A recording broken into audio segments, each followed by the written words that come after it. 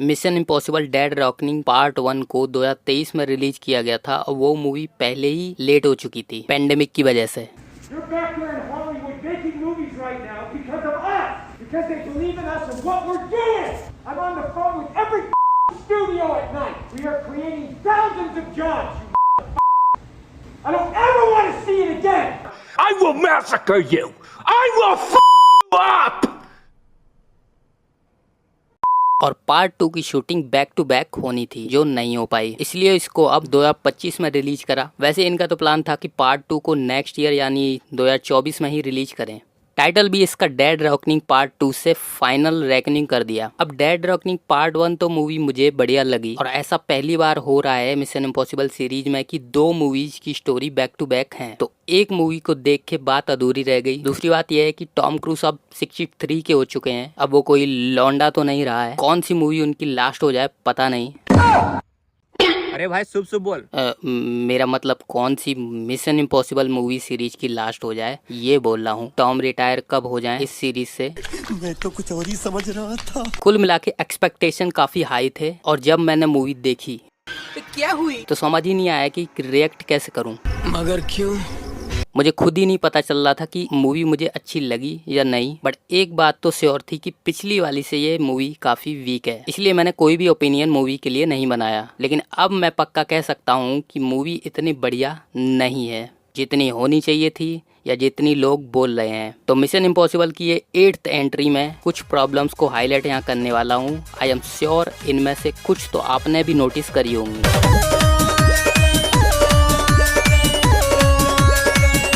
The first problem I have with this movie, long scenes। भाई scene अच्छे हैं, इसका मतलब ये नहीं कि उनको स्ट्रेच कर करके इतना लंबा कर दो। सीन का लॉन्ग होना अपने आप में वैसे कोई प्रॉब्लम नहीं है। हाँ, अगर ऐसा कुछ हो रहा है कि हमको पता ही ना चले तो सीन कितना भी बड़ा है कोई फर्क नहीं पड़ता। लेकिन 5 मिनट तक आप बस प्लेन से ही लटके रहोगे तो हमको यही लगेगा ना कि कुछ प्रोग्रेस नहीं हो रहा है। और ये ऐसा एक सीन में नहीं है, लगभग सारे एक्शन सीक्वेंस में ये आपको इस मूवी में मिलेगा। सबमरीन वाला सीन ही ले लो। Yes, the scene was very thrilling, very good, but it goes on and on and on and on and on and on.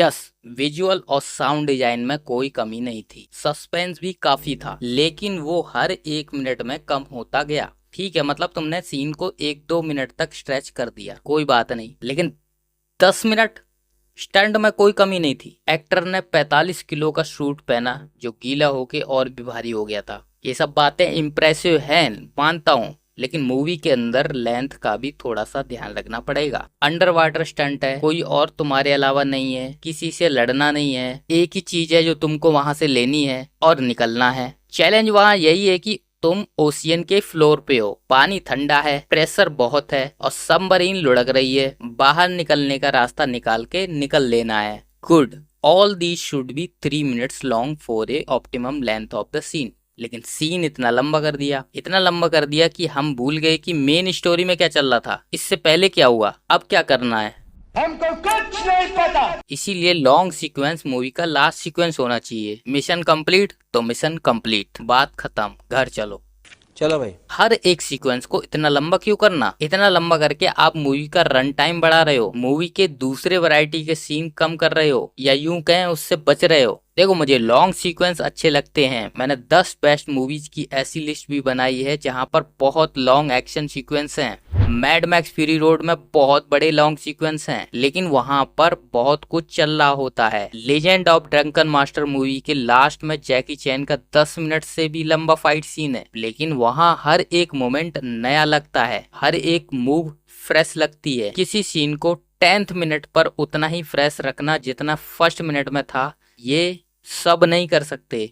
Anyway, इसी वजह से ये फिल्म सीरीज की सबसे लंबी मूवी है, 2 आवर 50 मिनट। लास्ट पार्ट ही 2 घंटे 40 मिनट का था, जो बाकी सब मूवीज से बहुत ज्यादा हो गया था, लेकिन उस पार्ट में ऐसा फील नहीं हुआ। लेकिन यहाँ तो एक्शन सीक्वेंस में फील तो हुआ ही हुआ, बाकी नॉर्मल सीन्स में भी ऐसा लगा। भाई मुझे तो लगा, फॉर एग्जाम्पल, सबमरीन में जाने से पहले ईथन को बताया जाता है कि ये कितना खतरनाक है, अगर कोई गलती हुई तो उसकी बॉडी के साथ क्या होगा। मतलब बेहद डिटेल्स में बता रहे हैं। अरे यार एक आइडिया दे दो, 2-3 लाइन में बता दो। जैसे कि घोस्ट प्रोटोकॉल में बेंजी बिल्डिंग से बाहर जाने से पहले बताता है Blue is glue. And when it's red, dead. हर एक पॉइंट डिटेल में ऑन स्क्रीन बताने की जरूरत नहीं है, इसकी वजह हमें दिखाओ। इसी तरह मूवी की ओपनिंग है।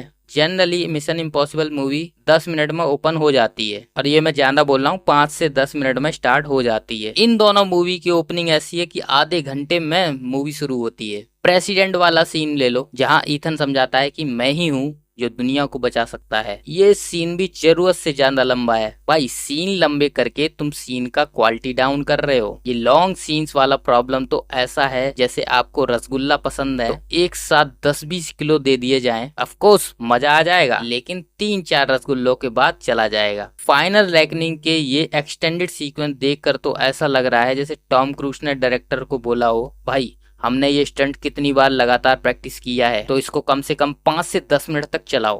देखो मैं समझता हूँ टॉम क्रूज का डेडिकेशन, बंदा 60 के पार जा चुका है, और लेकिन भाई ऑडियंस की अटेंशन स्पैन भी तो कोई चीज होती है। सोशल मीडिया जनरेशन में एक तो वैसे ही अटेंशन स्पैन कम हो चुका है। एक अच्छे जोक की तरह एक गुड स्टंट नीड्स टाइमिंग। अगर पंच लाइन 5 मिनट बाद आए तो कोई मतलब नहीं रह जाता है जोक का।